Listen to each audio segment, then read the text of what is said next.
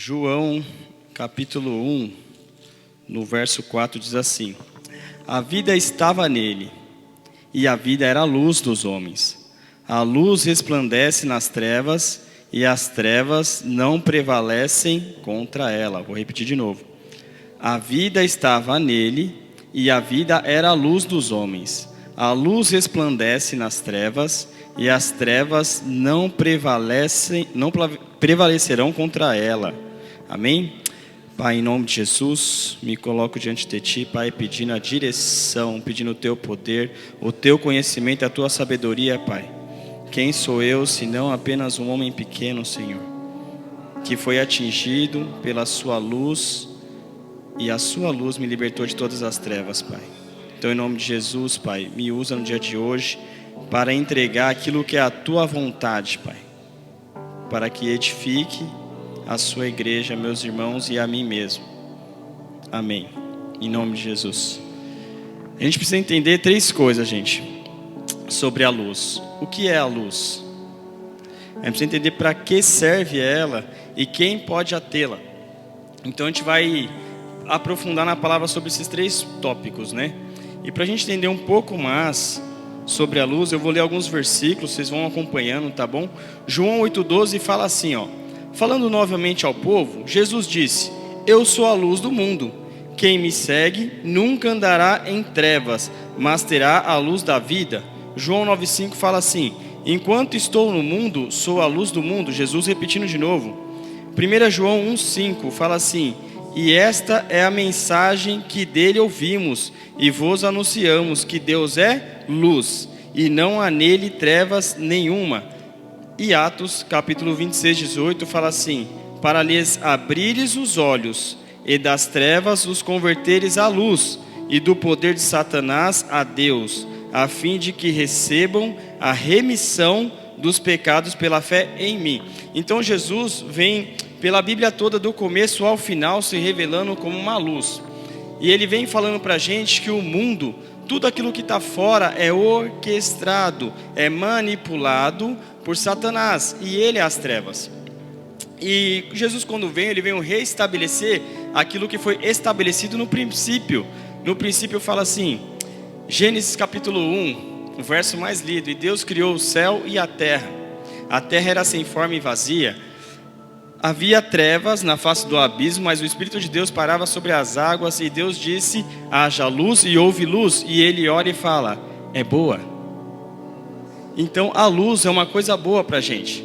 E a gente tem que entender que a luz é Cristo. E Cristo, se revelando como luz, ele vem abrir os nossos olhos. O que seria a luz? Pensa você num ambiente onde tem, sei lá, cama. Você está no seu quarto ali, tem a cama, tem roupa dentro do armário. Mas imagina você entrando no quarto com a luz apagada, e você precisa pegar a camisa branca. Como que você vai achar? Como que você vai procurar? Isso foi a missão de Cristo quando ele veio. Ele veio para novamente tirar a gente das trevas, do domínio de Satanás, para a gente enxergar e conhecer e ser revelado aquilo que estava escondido. Porque como a gente vai andar em uma direção se não foi revelado, se não foi mostrado o caminho? E Jesus vem como luz para nos mostrar esse caminho. Então, ele vem e ele vem ensinando através da onde ele vem passando.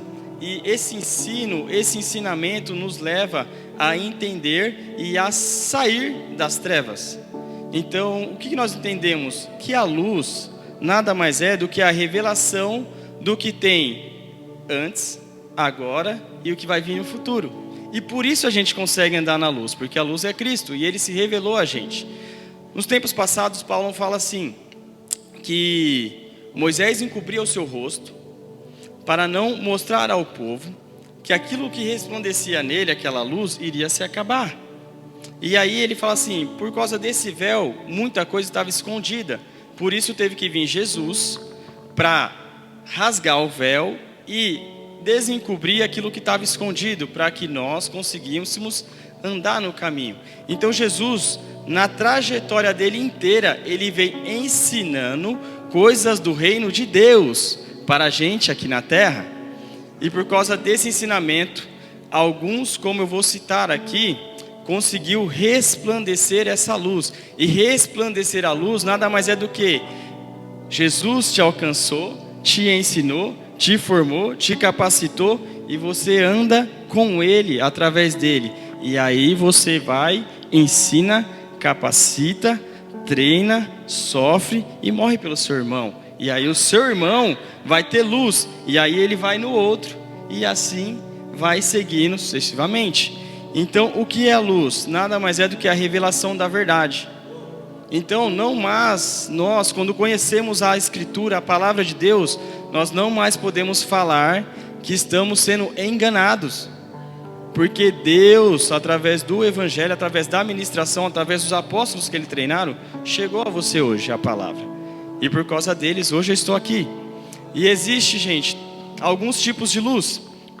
A luz que vem de fora, que eu vou titular ela como Jesus Cristo, porque sem Ele nós não conseguiríamos. E tem uma luz que vem de dentro. Foi pregado no domingo passado sobre oração. Quinta-feira passada, sobre oração. O João trouxe uma palavra muito forte.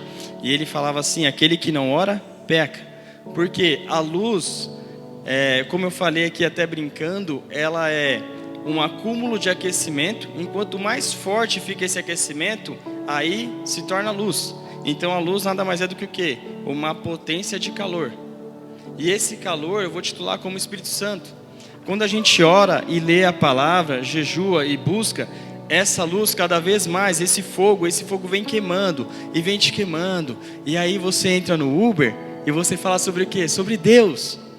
Porque em você está tão forte isso, que todo aquele que começa a conversar, você não consegue, você tem que inserir Deus.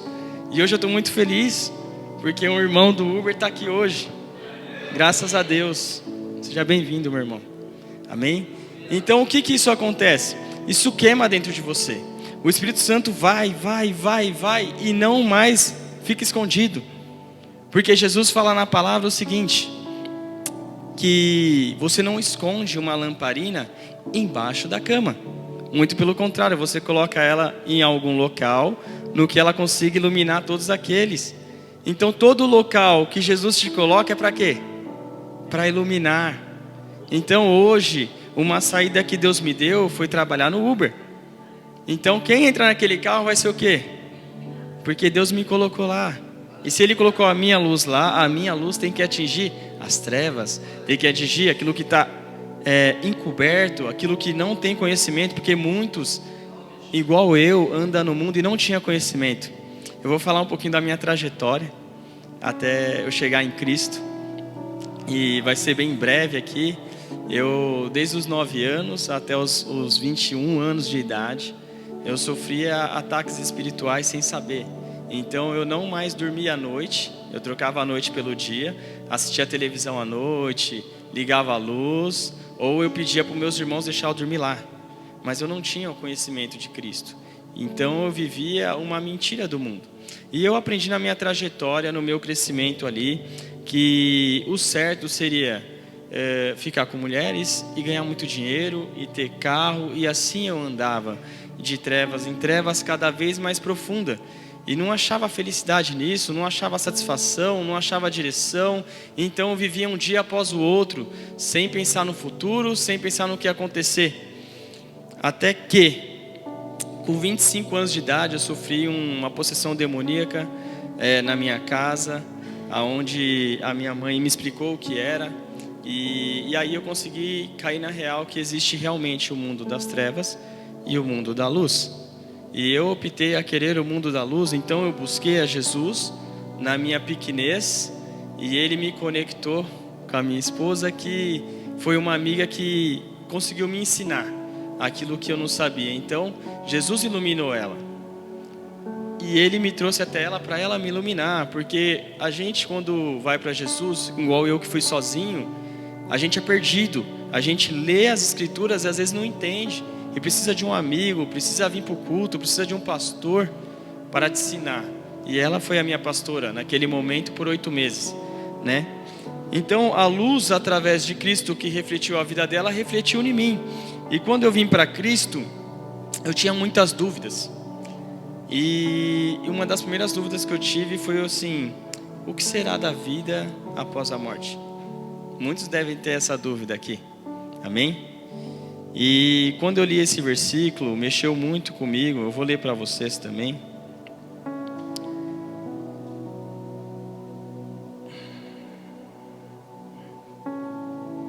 Eu anotei aqui, só deixa eu achar, gente. Lucas 16, capítulo 16, versículo 19 e 31, eu vou ler para vocês. Fala assim, só para vocês entenderem uma coisa: quando Jesus não dá nome, ele está falando de parábolas. Por exemplo, ele fala sobre a palavra da festa, né? Havia um rei, havia um reino, certo? E havia servos, até agora nenhum nome, correto? Aí ele fala assim, que manda os servos convidar algumas pessoas que já eram para estar no reino. Essas pessoas não querem. Até então uma parábola. Só que essa passagem ele vai dar nome. Não é parábola. Isso é a realidade do que acontecia antes de Cristo. Então vamos falar aqui um pouquinho sobre o que acontece na vida após a morte. Lucas 16, capítulo 19 ao 31, fala assim: havia um certo homem rico, contou Jesus, que se vestia elegantemente e vivia todos os dias no prazer e no luxo. Um mendigo chamado Lázaro, cheio de doenças, costumava estar deitado à sua porta. Desejava comer ao menos as sobras da mesa desse rico, mas tinha cachorros que lambiam as feridas. Um dia o mendigo faleceu e foi levado pelos anjos para junto de Abraão. Também o rico morreu e foi sepultado ali no inferno. Em outras traduções fala Hades, uma preparação para o juízo final. Viu Lázaro, então o rico viu Lázaro lá longe com Abraão e disse: Pai Abraão, gritou, tem misericórdia de mim, manda Lázaro vir ter comigo, nem que seja para molhar a ponta do dedo em água e refrescar-me a língua, pois estou atormentado nessas chamas. Filho, respondeu-lhe Abraão, lembra-te de que durante a tua vida tivesse tudo quanto querias, enquanto Lázaro nada teve. Ele está aqui a ser consolado e tu está em tormentos. Além disso, há um grande abismo que nos separa e que ninguém pode transpor. Ó pai Abraão, manda-o à casa de meu pai, retorquiu o rico, pois tenho 5 irmãos e é preciso avisá-los para que não venham para este lugar de sofrimento quando morrerem. Mas Abraão declarou-lhe: tem as escrituras de Moisés e dos profetas. Ouçam os servos, ouçam os seus avisos. Não, pai Abraão, se alguém de entre os mortos for ter com eles, arrepender-se-ão. Se eles não ouvem Moisés e os profetas, não virão nem mesmo alguém que se levante de entre os mortos. Ou seja, Jesus está deixando aqui bem claro uma revelação do que acontece na vida após a morte. Só tem 2 caminhos para a gente ir. Um lugar é com Jesus, com Deus, ali com Abraão, e outro lugar é no Hades. O que faz a gente refletir isso? Jesus fala assim na palavra. Às vezes a gente tem dúvida, né? Como Jesus vai se manifestar na minha vida? E Jesus fala assim, ó: eu amo o Pai e estou no Pai, porque eu faço aquilo que o Pai manda eu fazer. Aí Jesus fala: todo aquele que me ama, ouve as minhas palavras e as praticam. E para esses que a praticam, eu me manifestarei a ele. Ou seja, para a gente andar em Cristo, precisamos obedecer. Para a gente andar em Cristo e ir morar com Cristo, a gente precisa ouvir quem?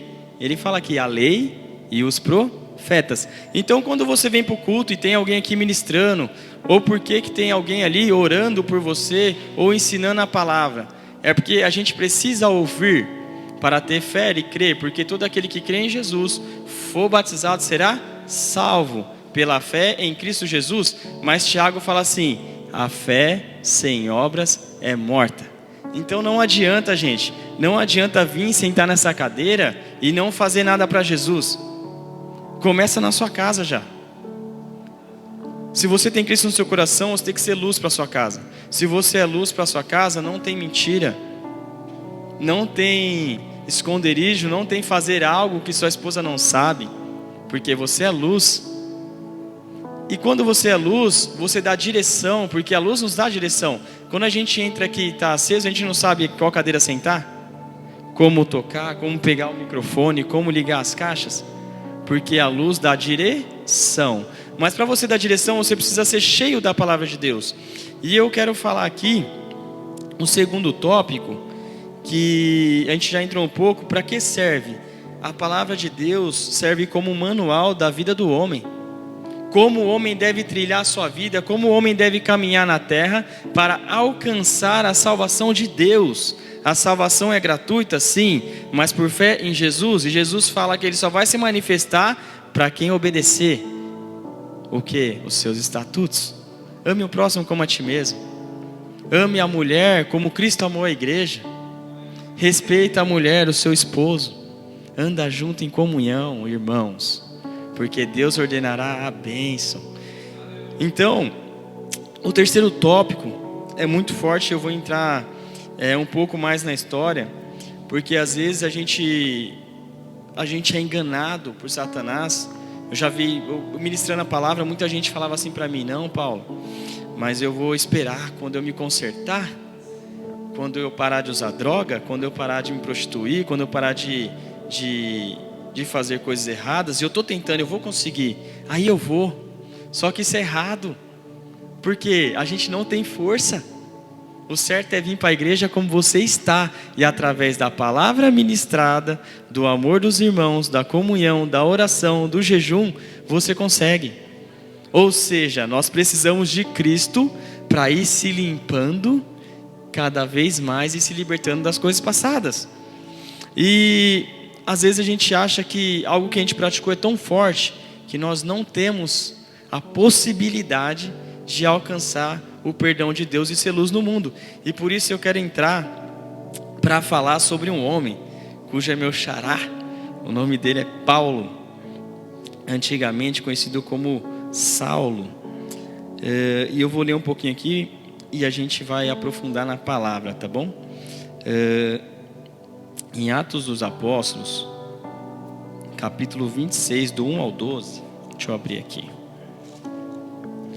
Atos dos Apóstolos, capítulo 26, do 1 a 12, está falando assim: a seguir, Agripa, dirigindo-se a Paulo, disse: é permitido que uses da palavra em tua defesa. Então Paulo, estendendo a mão, passou a defender-se nestes termos: tenho-me por feliz, ó rei Agripa, pelo privilégio de hoje, na tua presença, poder produzir a minha defesa de todas as acusações feitas contra mim pelos judeus. Mormente, porque és versado em todos os costumes e questões que há entre os judeus. Ou seja, Paulo está falando assim, que ele está alegre, porque o rei Agripa, ele está versado, tem todo o conhecimento em todos os costumes e questões que há entre os judeus. Por isso eu te peço, continuando aqui, verso 3b, por isso eu te peço que me ouças com paciência, quanto à minha vida, desde a mocidade, como decorreu desde o princípio entre o meu povo e em Jerusalém. Todos os judeus a conhecem. Então ele está falando assim, todo mundo conhece minha vida, pois na verdade eu era conhecido deles desde o princípio, se assim o quiserem testemunhar, porque vivi fariseu, conforme a seita mais severa da nossa religião, e agora estou sendo julgado por causa da esperança da promessa que por Deus foi feita a nossos pais, a qual as nossas 12 tribos, servindo a Deus fervorosamente de noite e de dia, almejavam alcançar. É no tocante a esta esperança, ó rei, que eu sou acusado pelos judeus, porque se julga incrível entre vós que Deus ressuscite aos mortos. Na verdade, a mim me parecia que muitas coisas devia eu praticar contra o nome de Jesus, o Nazareno. E assim procedi em Jerusalém, havendo eu recebido a autorização dos principais sacerdotes, encerrei muitos dos santos nas prisões, e contra estes dava o meu voto quando os matavam. Muitas vezes os castiguei por todas as sinagogas, obrigando-os até blasfemar, e demasiadamente enfurecido contra eles, mesmo por cidades estranhas, os perseguiam. Ou seja, Paulo, desde o princípio, vamos pegar aqui com quem que ele está falando. Agripa, quem que é esse Agripa? O rei Herodes, vamos falar de mapas: Europa, África, Ásia. Roma começou a conquistar de Itália. Roma, capital de Itália. Ela dominou a Europa, um pouco da África e um pouco da Ásia. Esse pouco que ele dominou da Ásia, ele deu o nome de Palestina. E um dos países dominados era Jerusalém. E quando eles dominaram a Palestina, eles mandaram para lá o rei Herodes, que era Herodes o Grande, época de Jesus. Esse foi morto por um anjo. Só que ele teve um filho, o qual ele mesmo assassinou, e teve um neto. Então quem é Agripa? Agripa é neto de Herodes, que assumiu o trono com a morte do avô. Então Agripa, o pai de Agripa, foi morto. Um dos motivos porque ele casou e teve Agripa de uma mulher judia. E essa mulher judia tinha sangue real. E por ela ter sangue real de Davi, os sacerdotes fariseus na época entendeu que o quê? Que Agripa podia estar no trono. Então eles cederam muito para ele, tiveram comunhão com ele. Então ele tinha toda a cultura da mãe, que eram os costumes judeus. Então ele conhecia as leis judaicas. E aí Paulo começa a se defender para ele e agradece porque ele conhece as leis judaicas. E Paulo começa a apresentar. Quando Paulo começa a apresentar, ele fala sobre algumas seitas ou poderes naquela época, que eram o quê? Os saduceus, os herodianos, que vinha de Herodes, os fariseus, os zelotes e os essêncios. Esses quatro, vamos falar assim, políticas, que governavam a época. E a política mais acirrada, assim vamos dizer, eram os fariseus. E Paulo fazia parte dela. Então Paulo, os fariseus, era uma das que acreditavam que o Messias ia vir. Só que eles acreditavam que quando o Messias ia vir, eles iam lutar contra Roma e dominar o mundo. Então os zelotes vêm dos fariseus, porque um pouco antes de Jesus vir, eles entenderam que ia precisar ter uma milícia ou pessoas preparadas para guerrilhar na vinda do Messias. Então Paulo era dessa seita.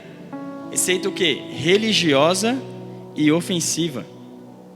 Então, quando Paulo ouve falar de Jesus e vê tudo o que está acontecendo, e isso ameaça a religião dele, e ele crendo que a vontade de Deus era essa, ele começa a matar, a prender e a fazer pessoas negar Jesus, arrastar, levar para a prisão e assim por diante. Então quem é merecedor de Deus? Quem que a gente pode julgar que não mereça a Deus, se o apóstolo Paulo, que escreveu quase todo o Novo Testamento, muito usado por Deus em cura e maravilhas, era assassino, matava? Então assim, a gente tem o perdão de Deus e a luz de Deus está para todos. Todos aqueles que o quê? Que tem um encontro verdadeiro com Cristo e começam a seguir. Porque esse mesmo cara que era assassino, quando ele está indo para Damasco, ele fala com os fariseus chefes, pega uma milícia ali, alguns, se não me engano, 100 soldados, e ele caminha para Damasco. Para quê? Para acabar de uma vez com os cristãos. Porque ele sabia que ali era onde estava a potência, porque eles estavam se escondendo. E ele falou, vou para lá, vou acabar com eles agora. No caminho vai falar que Saulo está indo em direção a Damasco. E no caminho ele vê o quê? Uma grande luz. E essa luz derruba ele do cavalo, e uma voz fala com ele e fala assim: Saulo, Saulo, por que me persegues? Porque Jesus, ele enxerga o que a gente não enxerga. E Saulo tinha uma potência de fé naquilo que foi ensinado errado para ele. Porque a palavra de Deus daquela época já estava conturbada. Os fariseus nada mais era de pessoas que usurpavam da palavra para ter aquilo que queriam: poder, fama, altivez e domínio sobre os homens. E Paulo foi ensinado desde menino sobre isso. Então na mente dele, ele estava servindo a Deus, como outros que estão aí fora servindo outras religiões e acreditam profundamente Porque eu levo 40 pessoas por dia, mais ou menos. E eu converso com todo mundo. E eu resplandeço a luz de Cristo e converso. A gente bate um papo e a gente entende. Então tem muitos aí fora que pensam e eles falam: não, eu também estou servindo a Deus. É que Deus tem diversas formas, está em vários lugares. E Paulo era o mesmo. Ele pensava que ele estava servindo a Deus e que aquele povo que servia a Cristo iria destruir aquilo que Deus deixou na terra. Porque o povo pregava contra o quê? Contra as leis judaicas. O povo pregava contra a religiosidade. Então Saulo, aflito com isso, falou assim: não, vou executar, porque está indo contra o meu Deus. Só que Deus viu uma potência de luz nesse cara tão grande, que ele vem ter com ele, pessoalmente. Porque ele tinha fé.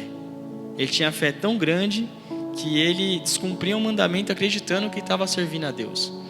E quando Deus toca em Saulo, fala com ele, ele fica cego e vai 3 dias ficar numa casa onde ele não come e não bebe nada.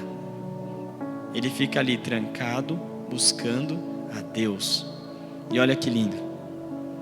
Uma conversão genuína. Antes eu matava, eu perseguia.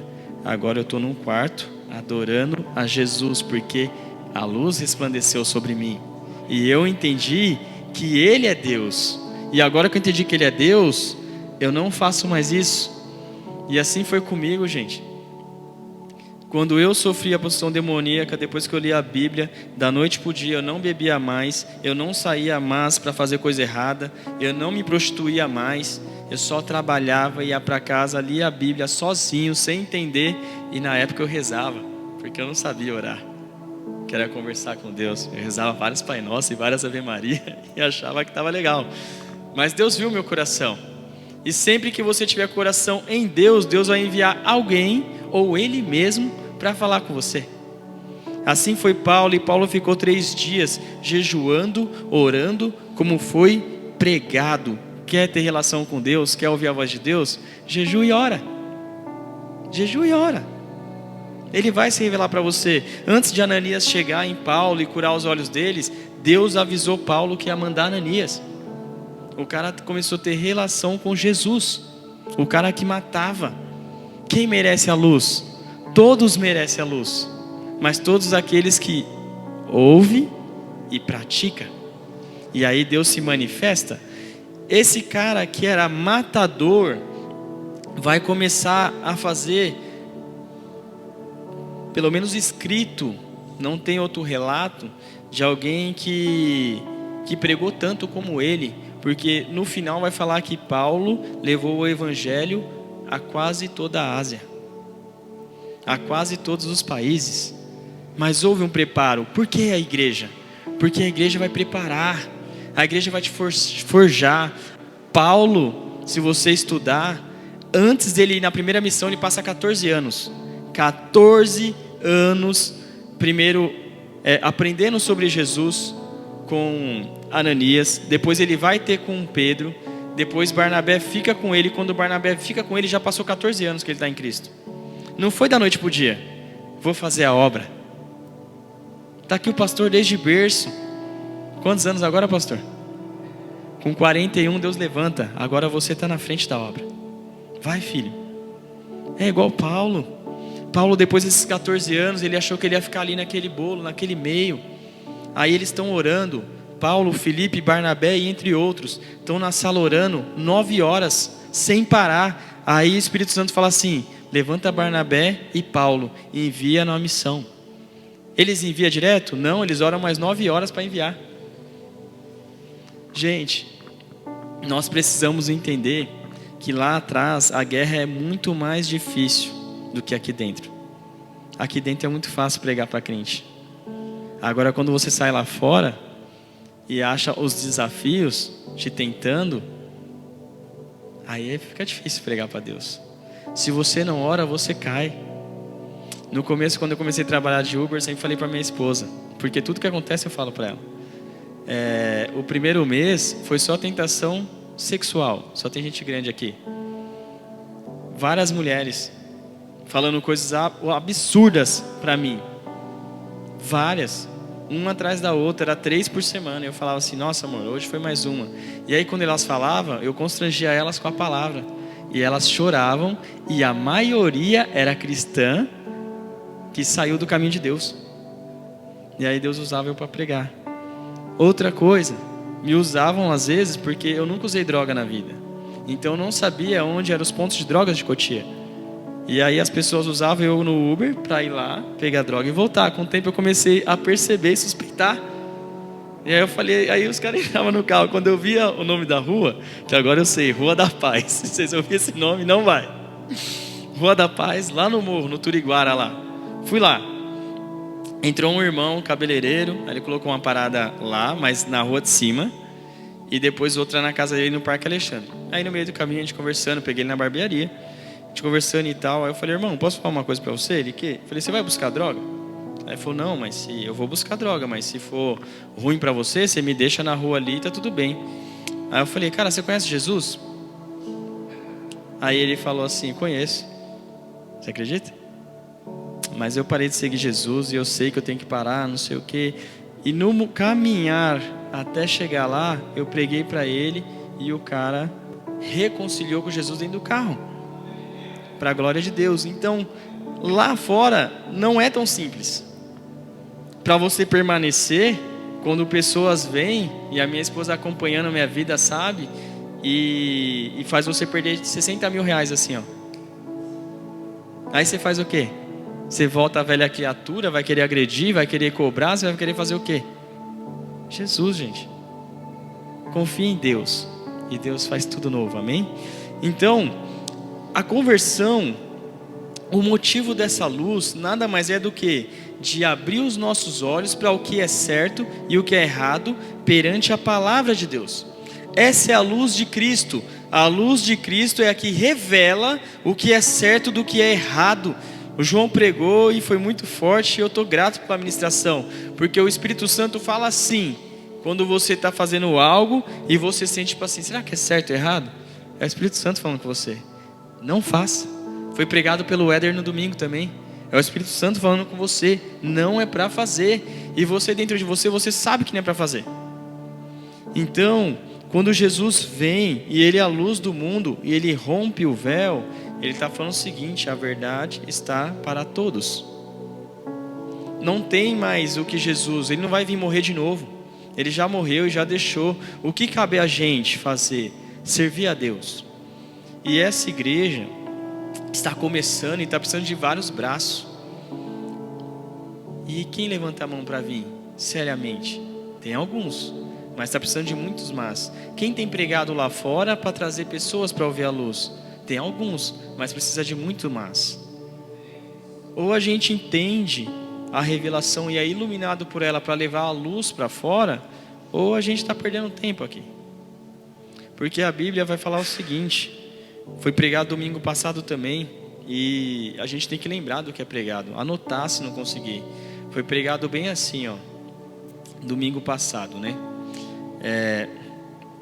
Que a gente, quando ouve a Jesus e praticamos a fé em Cristo, a gente tem uma ação, não pode ficar parado. Então, se a gente não pratica, na verdade a gente não crê. Se a gente não põe em prática aquilo que a gente aprende na palavra, a gente não crê. E isso é muito forte, porque tem muitas vezes a gente fica em casa e fala assim, não, mas eu tenho Cristo no coração. Não, mas eu creio em Jesus. Mas se você não pratica, aí o Éder falou assim, tem uma missão que foi dada a todos, não foi dada a mim, pastor. E a missão dada a todos é ide, pregai por todo o mundo, a toda criatura e fazer discípulos de Cristo. Isso está para todos aqui, inclusive para mim. Então, se a gente não tem feito, a gente vai ser o quê? Cortado. A Bíblia fala que o ramo que não dá fruto, ele é cortado e jogado no fogo. O que dá fruto é podado, então a poda vai vir de todo jeito, né? A correção vai vir de todo jeito, mas é podado para você dar mais frutos. Então a gente, quando vem para Cristo, a gente tem que entender que há um tempo de escutar? Sim. Há um tempo de aprender? Sim. De se aperfeiçoar? Sim. De mudar algo dentro de nós? Sim. Porque a luz de Deus tem que ser completa em nós. Então tudo aquilo que está escuro você tem que confessar para Cristo, por irmão, para ser perdoado, orado, curado e seguir em frente. Mas depois chega uma hora que você já tem a luz dentro de você. Você tem que iluminar outra pessoa. Você tem que ensinar outra pessoa. Sábado agora às 18, né, pastor? Vai ter uma reunião para entender quem quer servir, como quer servir, o que está apto a servir. Então não é mais tempo da gente ficar em casa só. É tempo da gente ouvir, praticar e servir. Então a gente vai entender que a luz de Cristo veio para o quê? Para nos dar direção, caminho e para que a gente entendesse que ela serve para a salvação. Em Filipenses 2,15, Paulo fala assim, para que sejais irrepreensíveis e sinceros, filhos de Deus, inculpáveis, no meio de uma geração corrompida e perversa, entre a qual resplandeceis como luz no mundo. Então, há 2000 anos atrás, o apóstolo Paulo está falando para a gente que a gente ia viver no meio de uma geração corrompida e perversa, mas mesmo assim, a gente tem que continuar irrepreensível e sinceros. O que é ser irrepreensível? Quando você anda na palavra de Deus, na direção de Deus, a pessoa não tem como te acusar. A pessoa não tem como falar mal de você. Ela pode inventar coisas de você, mas não é verdade. Você está irrepreensível. Então o que está falando aqui? Para você andar no meio dessa geração e ser luz para eles, você tem que ser exemplo na sociedade. Você não pode dar mau testemunho, você não pode fazer mais o que você fazia antes. Senão não tem como você pregar e a pessoa falar assim, ó lá. Não é o cara que estava falando sobre pornografia com a gente na quadra de futebol? Olha lá, está pregando a palavra de Deus. A pessoa vai ouvir? Não vai. A mesma coisa com seus filhos. Nossa, meu filho é assim, meu filho é assado. Olha para si mesmo. Porque o filho, a maioria das vezes é o reflexo do que nós somos dentro de casa. Ou seja, para você poder ministrar a palavra de Deus e a pessoa ouvir e ser iluminada, você tem que praticá-la, para você ser irrepreensível e sincero. Aí sim você vai resplandecer a luz de Cristo ao mundo. 2 Coríntios 3:13 fala assim, eu vou ler para vocês. O total da revelação. Não somos como Moisés, que se cobria com um véu sobre a face para que os filhos de Israel não observassem que o resplendor em seu rosto estava se dissipando. E por isso a mente dos israelitas se fechou, pois até hoje o mesmo véu permanece quando é lida a antiga aliança. Não foi retirado, porquanto é somente em Cristo que ele pode ser removido. De fato, até nossos dias, quando Moisés é lido, um véu cobre os seus corações. Ou seja, lá atrás estava coberto, Novo Testamento descoberto. Paulo, eu quero ter direção de Deus. Leia o Novo Testamento. Ele vai te revelar tudo do que tem por vir, do que tem agora, do que era antes e do que vai ser para sempre, e o que você tem que fazer é seguir. Amém? Agora, muitas das vezes a gente se detém no Antigo Testamento e desmerecemos o sacrifício de Cristo. Se Cristo não precisasse vir, ele não tinha vindo.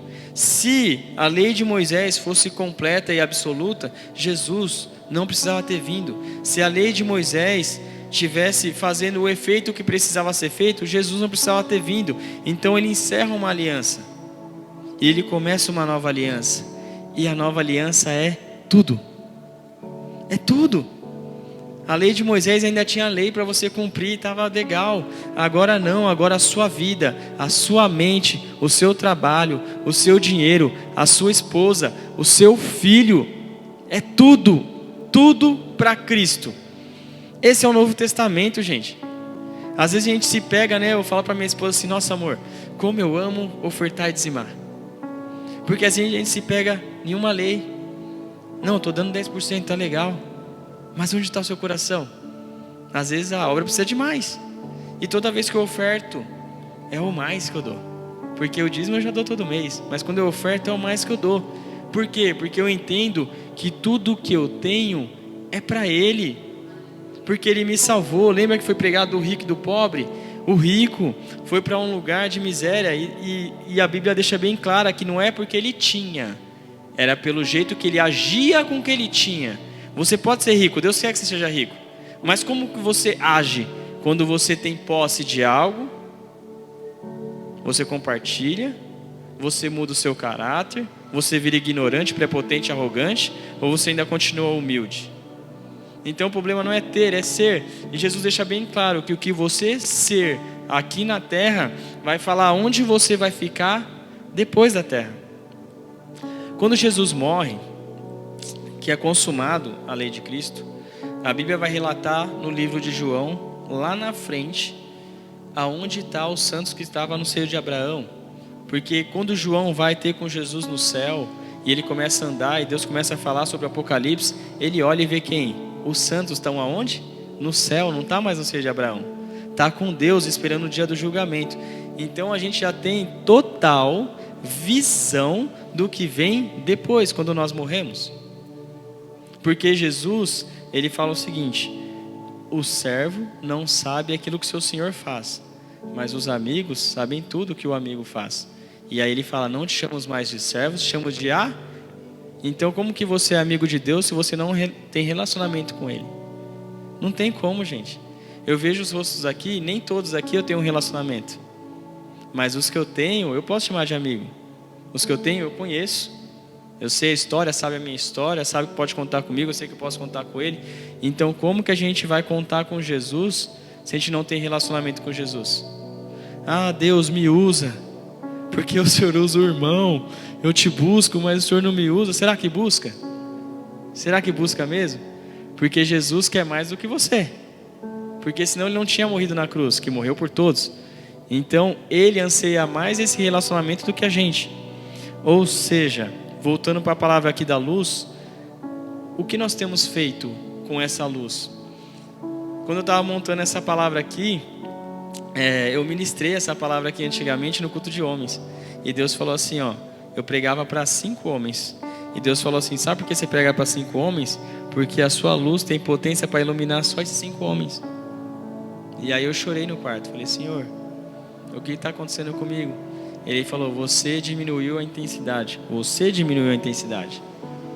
E aí eu falei: não, eu vou te buscar. Dá até vontade de chorar, de lembrar. E aí eu pregando aqui hoje, eu vejo que a luz aumentou. Eu vejo que a busca aumentou. Então enquanto mais a gente busca, mais o Senhor vai colocar a gente. Ele falou assim: Paulo, uma lâmpada pequena ilumina um quarto. Aí ele falou: mas existem refletores que iluminam estádios. Aí eu falei: nossa, Senhor, estou entendendo. Refletores. Aí ele falou para mim assim, mesmo que a sua luz brilhe intensamente, a junção de refletores ilumina o estádio. Então por que igreja? Porque é a junção de refletores que vai iluminar milhares e milhares e milhares de pessoas. Amém? Então que nós venhamos guardar a palavra de Deus no nosso coração, entender que estar aqui na igreja não é brincadeira, entender que estar na igreja é buscar essa energia para que a gente seja luz para o mundo. Jesus fala para a gente: sois luz para o mundo, sejais luz para o mundo. Então que nós venhamos meditar, que nós venhamos buscar, que nós venhamos ler. Eu sempre faço essa pergunta, não precisa levantar a mão, mas reflita você em si mesmo. Se você crê em Cristo, você já leu a Bíblia inteira? Como que você quer conhecer o Pai se você nem leu? Se você nem se empenhou em ler? São 66 livros. E tem livros que é pequeno, tem 4 folhas. E você não leu. Será que você quer ter intimidade com Deus? Será que você quer servir esse Deus? Será que você quer conhecer Ele? João pregou aqui: você nem ora todo dia, você nem investe, não vou falar gasta, você nem investe tempo na presença de Deus. E fala que ama, e fala que tem Deus no coração. Tem mesmo? Você quer mesmo esse relacionamento? Porque se todos nós tivéssemos empenhado na obra de Deus, essa igreja estava cheia, a gente nem ia caber mais aqui. já estava iluminando muito mais pessoas.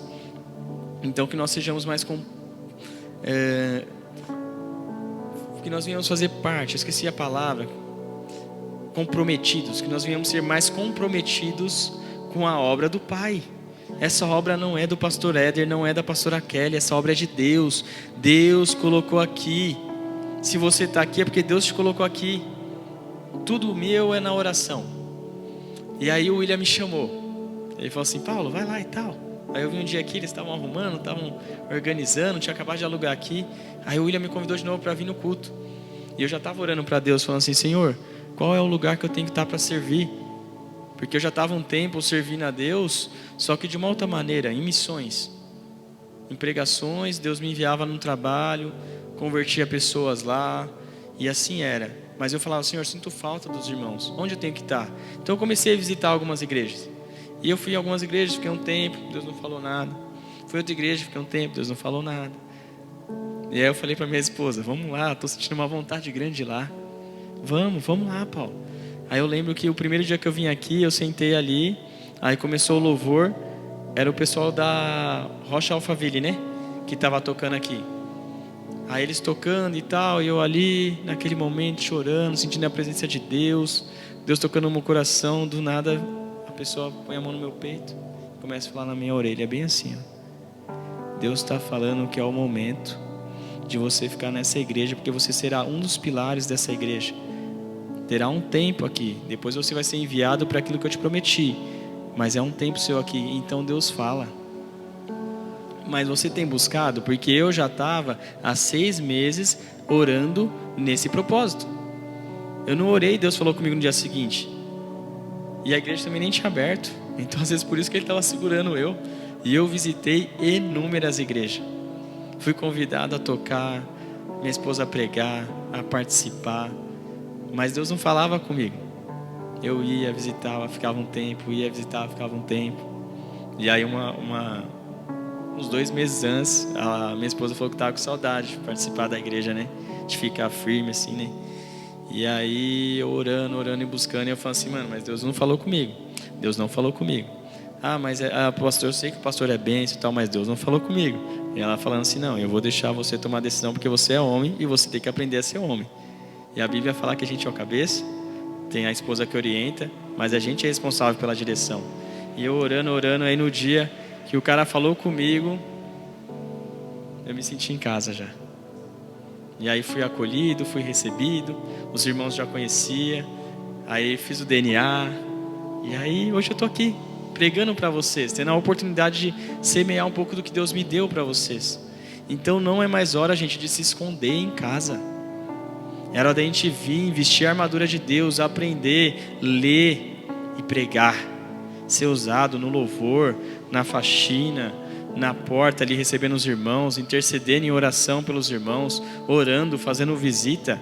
Essa é a hora. Não temos mais tempo para perder. Não tem mais tempo para perder. Onde você, desde que você acordar, onde você pisar, tem que ser luz. A gente tem que ser luz. As pessoas têm que olhar para a gente e falar o seguinte: eu ouço aquele cara porque o cara dá exemplo. Exemplo do quê? De uma vida santa e irrepreensível. Uma vida irrepreensível é você colocar sua vida em ordem. Eu fiz uma listinha de coisas pessoais minhas, assim, que eu falei: Senhor, eu preciso que o Senhor me ajude a resolver esse problema também. Escrevi tudo,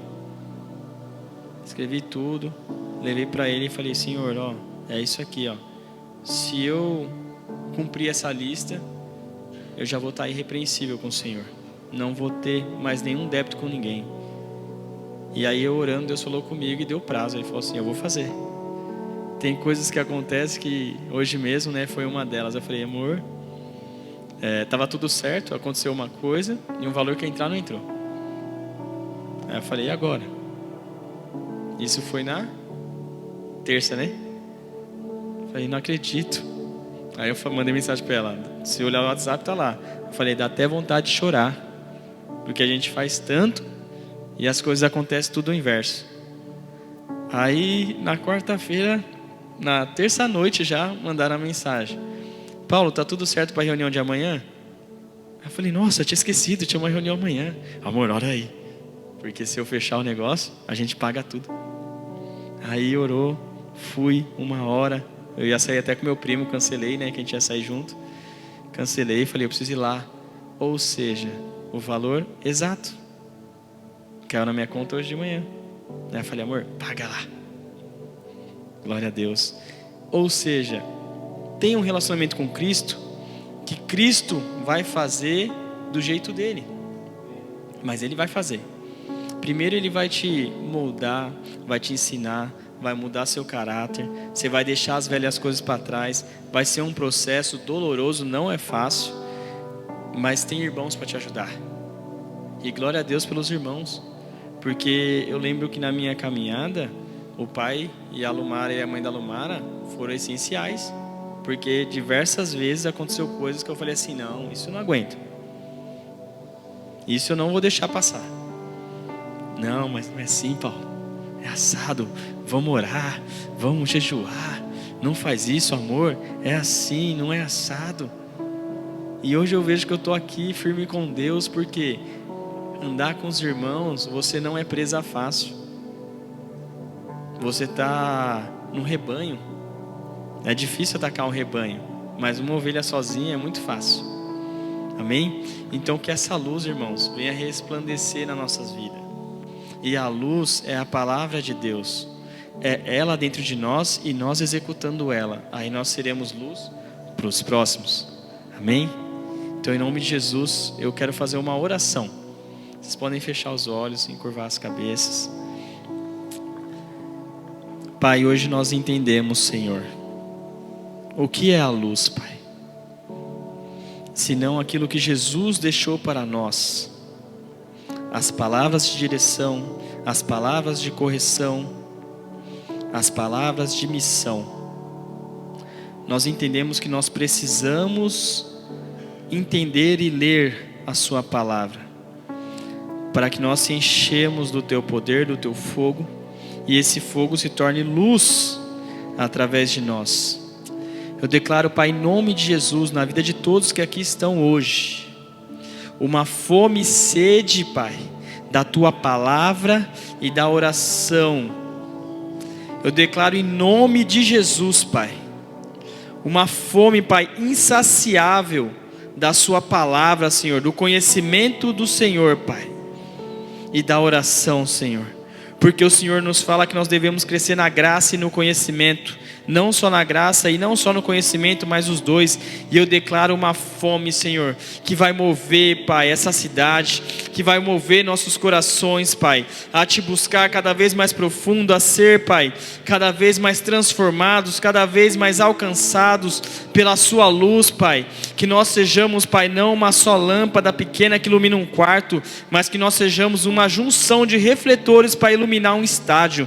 Em nome de Jesus, Pai, que essa sede, que essa fome, Pai, venha dominando o nosso coração, a nossa alma, Pai, para que nós consigamos cada vez mais ser próximos de Ti, Pai, assim como foram os apóstolos, Pai, assim como foi citado Paulo, assim como foi João Batista, Pai, entre outros, Pai, que através, Pai, do Teu Evangelho, da Tua Palavra, conseguir iluminar, Pai, cidades e nações, Pai.